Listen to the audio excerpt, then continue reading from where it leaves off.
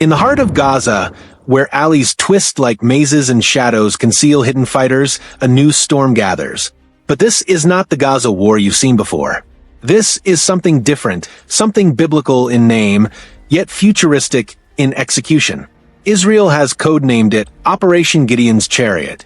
And what unfolds here may not just reshape Gaza's battlefield, but redefine the future of war itself. The question is, how did Israel combine ancient symbolism with cutting-edge warfare? And can these tactics remain confined to Gaza, or will they echo across the global stage? To answer that, we need to start with the symbolism of the name, because Israel never names an operation by accident. But before we continue, please like and subscribe to my YouTube channel. It encourages us to do more videos like this. Gideon in the Bible, a leader who defeated a much larger Midianite army with surprise, cunning, and psychological warfare. The chariot in ancient times, the weapon of speed, shock, and dominance. Israel's pattern, choosing names like Protective Edge or Guardian of the Walls that blend history, defense, and moral framing.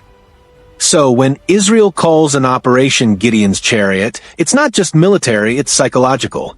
It signals speed, overwhelming force, and divine precision. And that symbolism sets the tone for the campaign that follows. But Gaza is no open desert for chariots. It's a dense urban fortress. And here is where Israel's real novelty begins. Gaza, one of the most challenging environments on Earth for modern militaries. Urban density plus tunnels equals asymmetric nightmare. Past operations Cast Lead, Protective Edge, Guardian of the Walls were about firepower, airstrikes, limited incursions. Critics said Israel relied too much on overwhelming force without changing the formula. But in 2025, the IDF no longer sees Gaza as a headache. It sees Gaza as a laboratory. Every clash, every incursion, every rocket is data. And this data has now evolved into something extraordinary, the four-phase doctrine of Gideon's Chariot. Let's break it down step by step, because this isn't just another Gaza war. It's a preview of wars to come.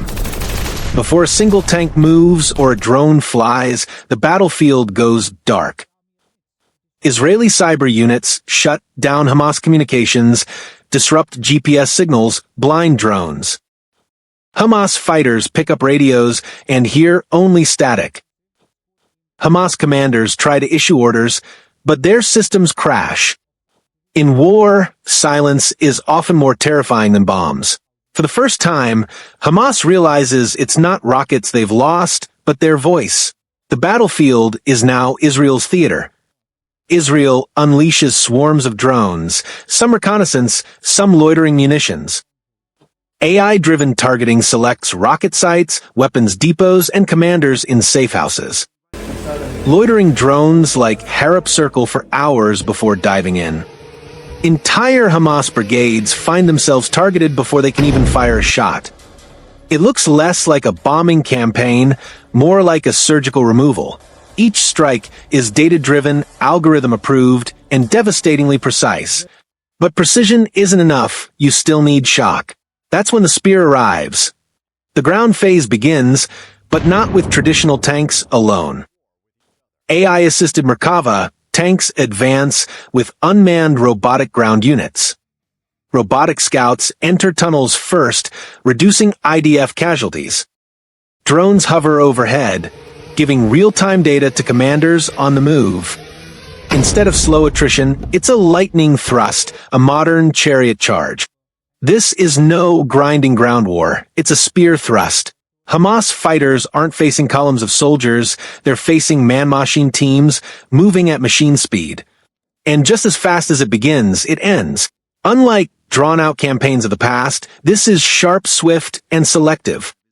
IDF units withdraw after crippling Hamas networks, leaving Gaza stunned. Few IDF casualties, heavy Hamas losses, and a psychological message. Israel can strike, dismantle, and vanish. It's not occupation. It's not a siege. It's a reminder. A chariot can appear at your gates, strike with fury, and disappear into the dust. But what makes Gideon's Chariot truly revolutionary is not just Gaza, it's the technology behind it. Iron Dome and Iron Beam. Iron Dome proved missile defense works. Iron Beam changes the cost equation. Each laser shot costs a few dollars compared to rockets costing tens of thousands. For Hamas, Hezbollah, or even Iran, this is a nightmare. AI targeting and decision loops. Israel's system fuses drones, satellites, and ground sensors into one live feed. Decisions once taking hours are now made in seconds. Drone swarms and loitering munitions.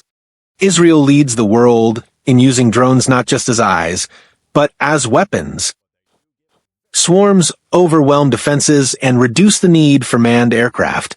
Urban warfare innovation. Robotic tunnel scouts. Remote-controlled turrets in dense areas. Hybrid infantry armor drone tactics. When you add it all up, Gideon's Chariot is not just about Gaza, it's about the world. Because every power from Tehran to Beijing is watching closely. And that brings us to the bigger question. What does this mean for geopolitics? Iran and Hezbollah. Testing how Israel might strike deeper in Lebanon or against Iran's proxies. Russia and China. Watching Israeli tactics for use in Ukraine and Taiwan. US and allies. Interested in how Israel compresses sensor-to-shooter times with AI?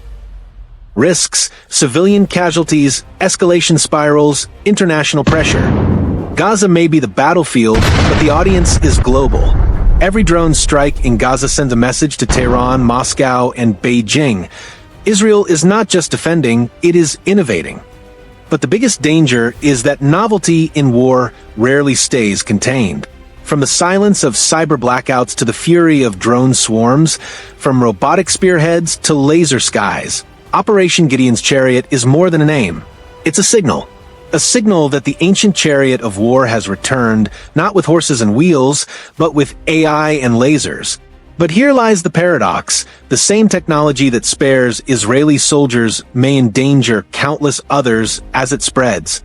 The world now stands on the edge of a new era. An era where the line between human and machine, precision and devastation, history and future grows ever thinner. The question is not whether Gideon's Chariot will ride again. It's where,